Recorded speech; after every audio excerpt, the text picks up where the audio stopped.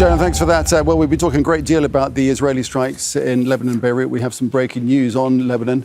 Israel's Prime Minister Benjamin Netanyahu is saying that he has authorised direct negotiations with Lebanon as soon as possible.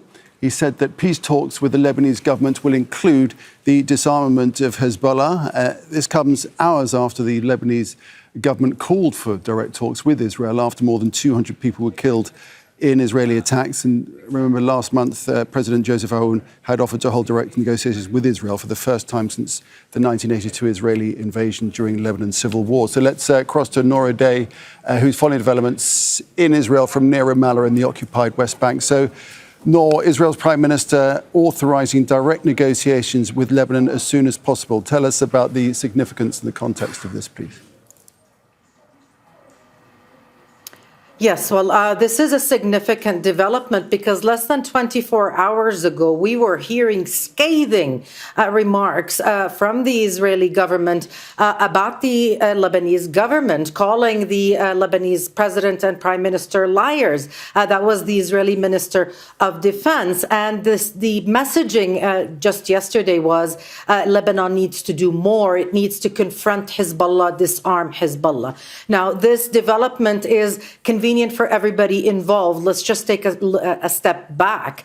This provides calm on the Lebanese front, a possible breakthrough in relations between Israel and Lebanon that would necessarily involve discussions on Hezbollah and disarming Hezbollah, but it could also offer a horizon to ending the occupation of Lebanese territory by Israel. It would also calm nerves in relation to the Iran-US talks that will be held in Islamabad. So the timing, I mean, it's still quite early. We haven't heard remarks and reactions in Israel about this announcement, but the timing is very interesting. It might provide calm, much needed calm, that is, for the Israeli residents of northern communities. If Hezbollah abides, if Israel stops bombing Lebanon, that would, that will only become apparent in the coming hours. But that response is the first. In previous times, when we heard Lebanese calls for direct negotiations, and that was already a breaking of a Lebanese taboo,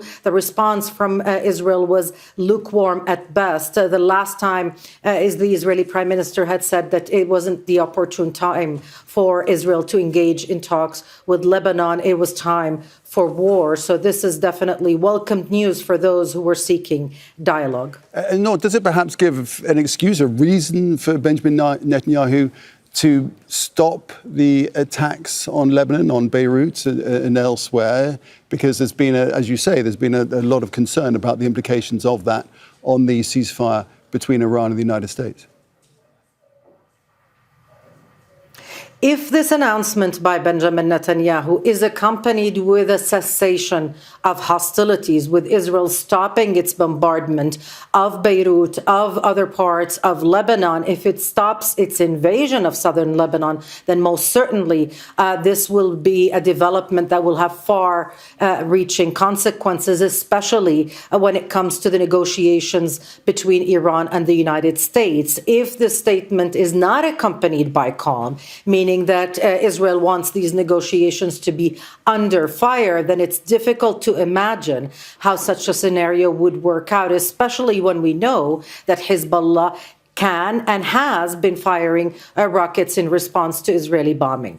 All right, Nour, thanks very much indeed for that update there from Ramallah. Just to repeat, Israel's Prime Minister Benjamin Netanyahu saying that he has authorised direct negotiations with Lebanon as soon as possible. He said that peace talks with the Lebanese government will include the disarmament of Hezbollah. And of course, this comes hours after the Lebanese government called for direct talks with Israel after more than 200 people were killed in Israeli attacks, as Nour has just been alluding to.